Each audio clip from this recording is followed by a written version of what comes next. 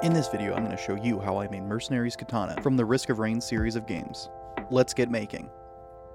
I started off by modeling the sword. I'm using a mix of Fusion 360 and Tinkercad. Once everything was modeled, I sent each part off to my 3D printers. For the blade, I'm using a transparent PETG. This way I can add LEDs and make it glow. This was my first time using a clear PETG, and let's just say it didn't go over very smoothly. It failed over and over and over and over again. But after a lot of trial and error, I finally got the settings dialed in and managed to print every piece of the blade. The other parts of the katana, they printed without issue. I started with the transparent part of the blade, gluing each section together.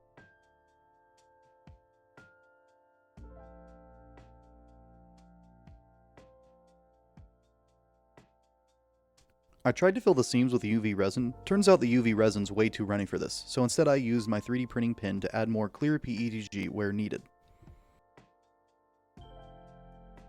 To smooth the clear part of the blade and to give it a uniform finish, I sanded the entire thing down.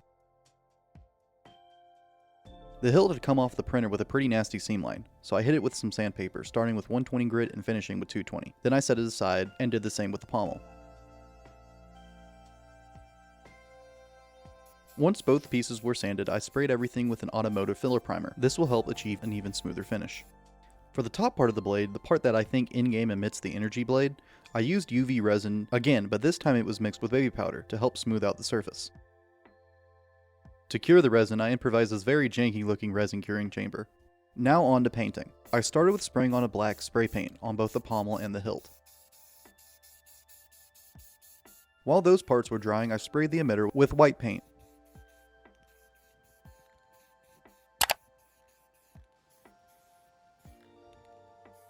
Once the hilt was dry, I masked off the black section and mixed up some navy blue paint for my airbrush.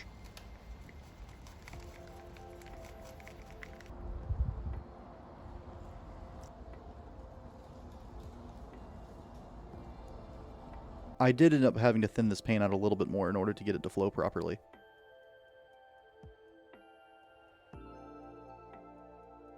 I used this navy blue paint on the guard, the pommel, and the detail pieces which I printed off earlier, and forgot to record. Once all the blue was painted, I sealed everything with a high gloss clear coat. Now time for the really fun part, wiring up the electronics. First I mounted the Pi Pico, the brain of the sword, onto its sled by melting these plastic pegs with an old soldering iron. Then I soldered the battery wires positive to VSys and negative to ground.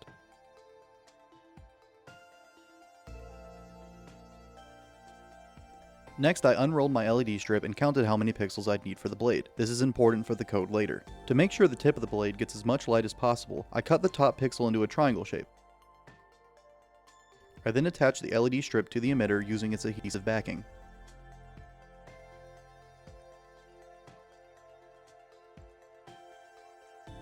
After that, I soldered power, ground, and data wires to the strip and ran them through the hilt. On the other side of the hilt, I connected each wire to the Pi Pico. Negative to battery negative, positive to battery positive, and data to pin GP7. Time for a test.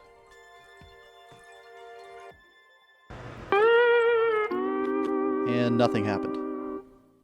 After some troubleshooting, I realized that it was just the battery that was dead. I swapped it out for a charged one, and yes, the blade lit up. With the electronics working, it's time to put the blade together. I stood the transparent part of the blade upright using rolls of masking tape. I then added lines of superglue along each edge. I then carefully attached the emitter, holding it in place for quite a long time while wiping away any excess glue. Once the glue had set and I attached the final detail pieces, it was done.